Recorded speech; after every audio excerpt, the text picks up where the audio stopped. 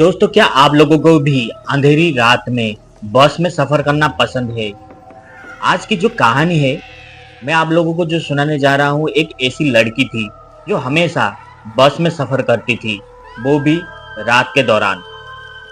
उसका माता पिता दोनों उसे हमेशा समझाते थे कि इस तरह से अकेले बस में सफर मत किया करो, मगर वो लड़की किसी का भी बात नहीं मानती थी। आखिर उस लड़की के साथ एक दिन एक ऐसा हादसा हुआ। आखिर उस लड़की के साथ क्या हुआ, आज की कहानी में मैं आप लोगों को सुनाने जा रहा हूँ। तो नमस्कार दोस्तों, मैं हूँ संतोष और आप लोग देख रहे हैं हमारा YouTube channel Bajrangi story land.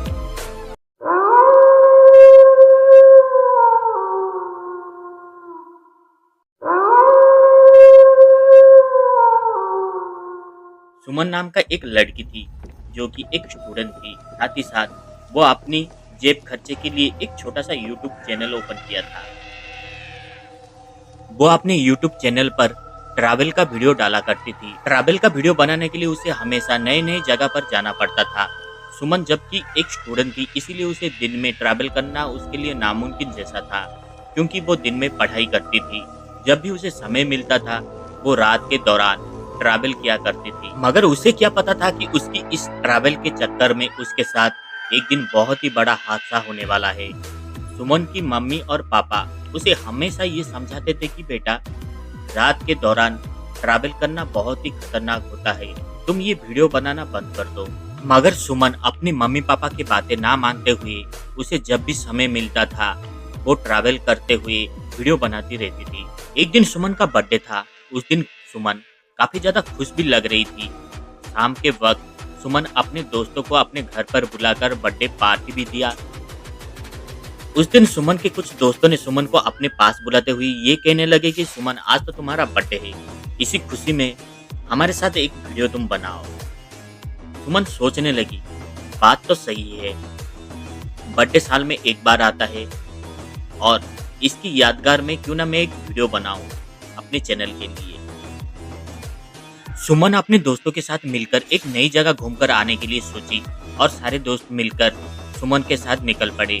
तभी सुमन के मम्मी और पापा सुमन को डांटते हुए ये कहने लगे कि सुमन बेटा, आज तुम्हारा बर्थडे है, तुम आज बाहर मत जाओ। मगर सुमन अपने मम्मी पापा की बातें ना मानकर जिद करते हुए अपने दोस्तों के साथ बाहर चली गई।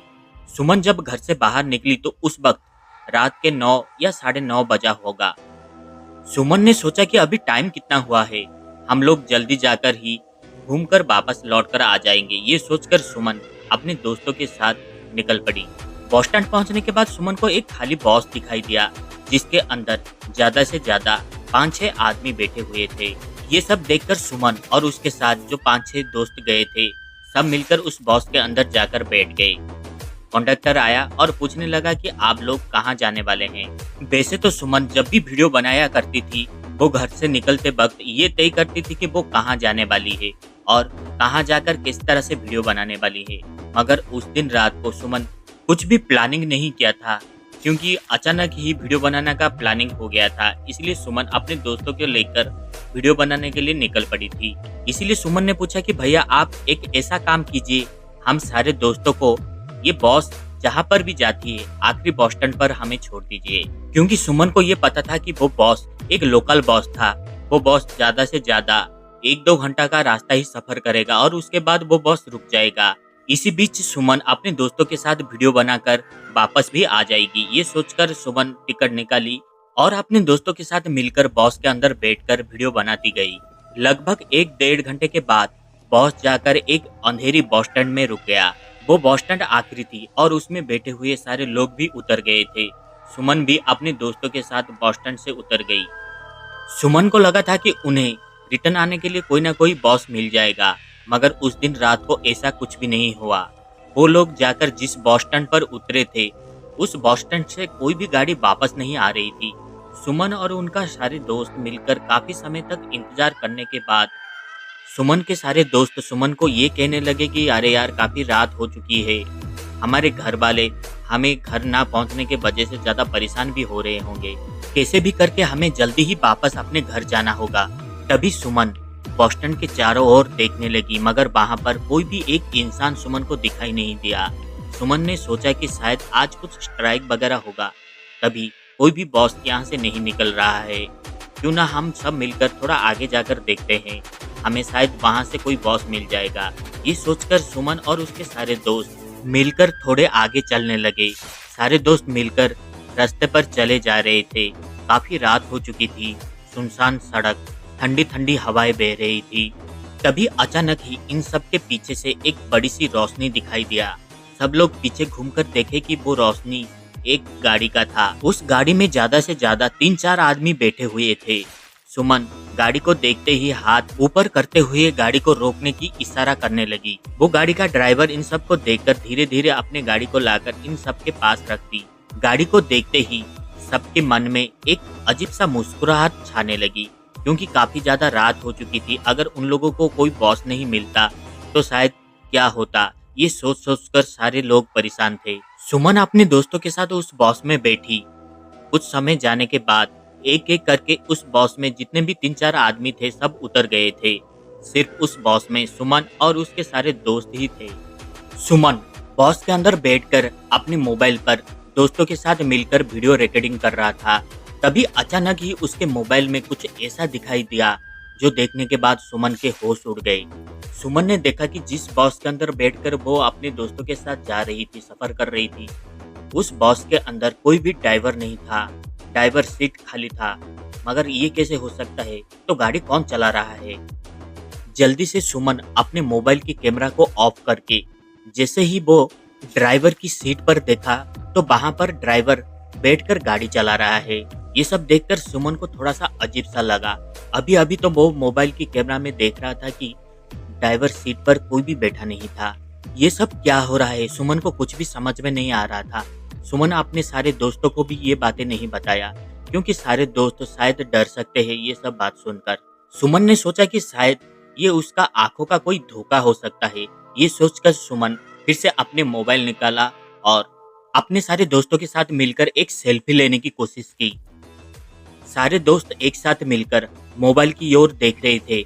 जैसे ही सुमन ने अपना कैमरा ऑन किया, उस कैमरे में कुछ ऐसा दिखाई दिया जो देखने के बाद सारे दोस्त जोर से चिल्लाने लगे।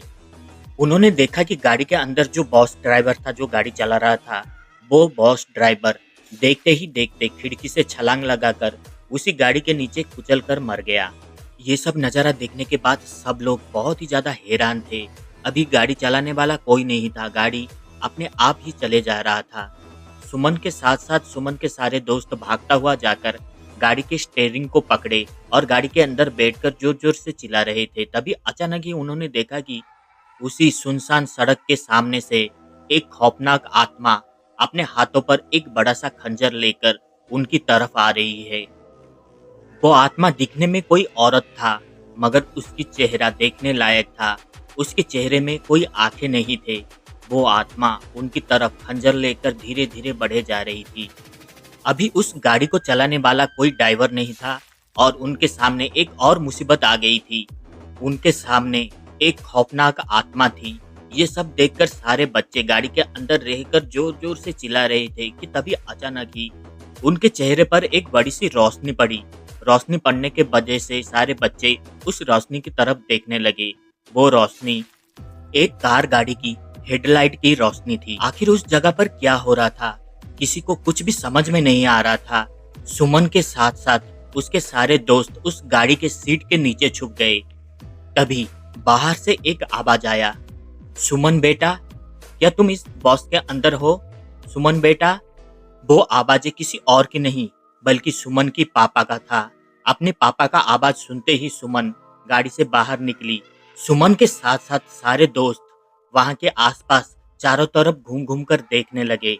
किसी को कुछ भी समझ में नहीं आ रहा था, आखिर चलता बॉस कैसे रुक गया। तभी सुमन के पिताजी सुमन को डांटते हुए ये कहने लगे कि तुम्हें मैं कहां कहां नहीं ढूंढा, मगर तुम लोग इस पुरानी बस स्टैंड में आकर इस भंगार बॉस के अंदर बैठकर क्या कर रहे हो? तुम लोगों का समय का कुछ अंदाजा है कि नहीं? सुमन और उसके सारे दोस्त के मुंह से एक भी लफ्ज नहीं निकल रहा था। वो सारे सब नज़ारे देखकर हैरान थे, क्योंकि उन्हें जितना पता था कि वो एक चलती बॉस के अंदर बैठे थे और वो बॉस सड़क में चले जा रहा था। बॉस का ड्राइवर खिड़की से छलांग लगाकर नीचे गिर गया और उनके सामने एक खौफनाक औरत थी जो अपने हाथों पर खंजर लेकर उनकी तरफ बढ़ रही थी। वो सब कुछ नजारा अचानक ही गायब हो गया था। सुमन और उसके सारे दोस्त एक भंगार बॉस के अंदर बैठे थे। सुमन घबराते हुए अपने पिताजी को कहने लगी कि पापा, हम सारे दोस्त इस बॉस में बैठकर घर ही जा रहे थे। इस बॉस के अंदर हमारे साथ जो जो भी हुआ, ये सब सुनने के बाद आप हैरान हो जाओगे। तभी सुमन के पिताजी सुमन के ऊपर चिल्लाते हुए कहने लगे कि बस सुमन, झूठ बोलने का एक हद होता है। आज तुम्हारा बर्थडे है, इसलिए मैं आज तुम्हें नहीं डांटूंगा। आज से 5 साल पहले इस जगह पर एक हादसा हुआ था जिसके वजह से ये बॉस उस दिन से लेकर आज तक बंद पड़ा है। और तुम सब मुझे ये बता रहे हो कि इस बॉस में बैठकर तुम घर आ रहे थे।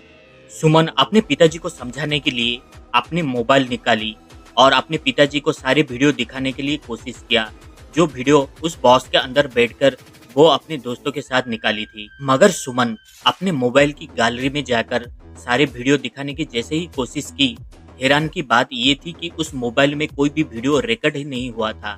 बस गैलरी में 2-4 वीडियो पड़ा हुआ था, वो भी अपने घर में बर्थडे केक काटते समय का वीडियो था। सुमन और उसके सारे दोस्तों को ये समझ में आ गया था कि उन लोगों के साथ रात में बहुत ही बड़ा हादसा होने वाला था। मगर सुमन के पिताजी सही समय पर आ गए, जिसके वजह से उन लोगों का जान बच गया। उस दिन के बाद सुमन ट्रैवल वीडियो बनाना ही छोड़ दिया और उस घटना के बाद सुमन के साथ साथ उसके सारे दोस्त रात के वक्त अकेले बाहर निकलना बंद कर दिए थे। ये राज सुमन के साथ साथ उसके सारे दोस्तों तक ही सीमित रहा, क्योंकि उन लोगों का बातें कोई भी सुनने के लिए तैयार नहीं थे। दोस्तों, इस तरह का खौफनाक घटना अक्सर रात में होते रहते हैं। अगर आप भी अपने घर के बुजुर्ग इंसान की बातें ना मानकर रात के वक्त ट्रैवल करने के लिए सोच रहे हो, तो पूरी सावधानी के साथ ट्रैवल कीजिएगा।